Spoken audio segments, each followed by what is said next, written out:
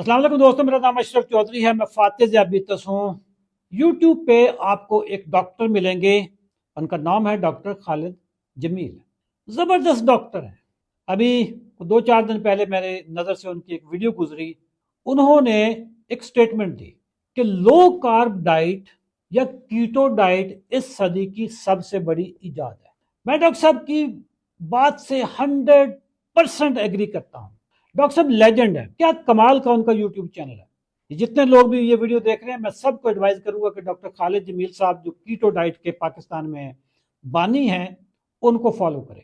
लेकिन मेरा सवाल ये है कि अगर लो कार्ब डाइट या कीटो डाइट, हम लो कार्ब डाइट की बात करते हैं, कीटो जरा लोग कंफ्यूज हो जाएंगे। लो कार्ब डाइट क्या होती है? यार सिंपल रोटी चावल छोड़ दो, बाकी सारी लो कार्ब डाइट है। यानी अनाज छोड़ दो, बाकी सारी लो कार्ब डाइट है। अगर ये इस सदी की सबसे बड़ी इजाद है तो इसको फार्मास्यूटिकल कंपनीज क्यों नहीं प्रमोट करती? इसको गवर्नमेंट्स क्यों नहीं प्रमोट करती? इसको मेन स्ट्रीम मीडिया क्यों प्रमोट नहीं करता? इसका जवाब आपको खुद मिल जाएगा। लेकिन मैं आपको एक पुराने डॉक्टर का एक किस्सा सुनाता हूं। ये 19वीं सदी की बात है, 19th सेंचुरी की बात है कि वियना के जनरल हॉस्पिटल में एक डॉक्टर थे। डॉक्टर का नाम था डॉक्टर इग्नाज सेमलविस। ये गायनेकोलॉजिस्ट थे। इन्होंने नोट किया कि ऑपरेशन के लिए जब मेरे वार्ड में डॉक्टर्स आते हैं, ऑपरेशन के बाद मेरे मरीजों को बुखार हो जाता है, बीमार हो जाते हैं, चाइल्ड बेड फीवर हो जाता है।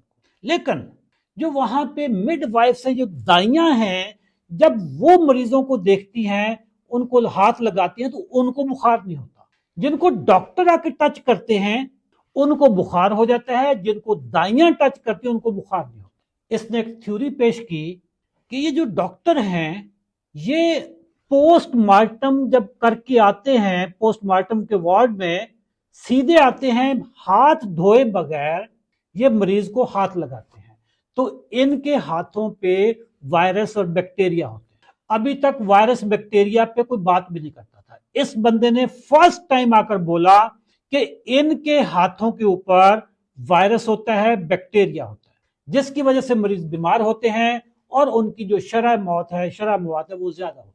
इसके जितने भी कॉलीग्स थे उस अस्पताल में, जितने भी डॉक्टर थे, सब ने इसका मजाक उड़ाया। यार अजीब आदमी है कि कहता है कि जी लोगों के हाथों के साथ बैक्टीरिया लगा होता है, वायरस लगा होता है, जो मरीज को लग जाता है, मरीज को बुखार होता है, वो मर जाता है। अजीब पागल आदमी है डॉक्टर इग्नाज सेमलविस। नौकरी से निकाल देते हैं और ये इतना डिप्रेशन में जाता है कि ये वाकई पागल हो जाता है और इसकी जो वफात है ये पागल खाने में होती है। लेकिन कहानी यहां पे खत्म नहीं हुई।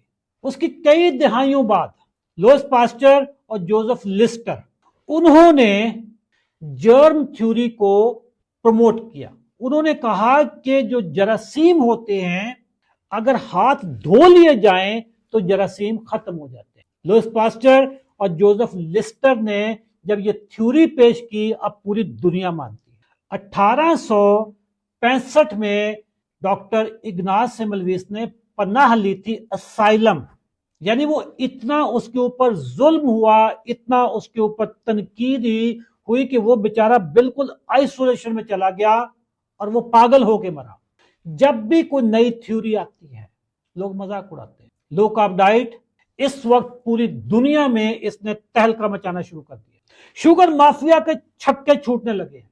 डायबिटीज माफिया, जो इंटरनेशनल डायबिटीज माफिया है, कांप रहा है कि अगर ये थ्योरी पॉपुलर हो जाती है, लोग अनाज छोड़ देते हैं, लोग लो कार्ब डाइट पे चले जाते हैं, इंसुलिन बंद हो जाएगी, दवाइयां बंद हो जाएंगी, इतनी बड़ी बड़ी कंपनीज फेल हो जाएंगी। तो ladies and gentleman, low carb diet, जैसे डॉक्टर खालिद जमील साहब ने कहा है, कि इस सदी की सबसे बड़ी इजाद है।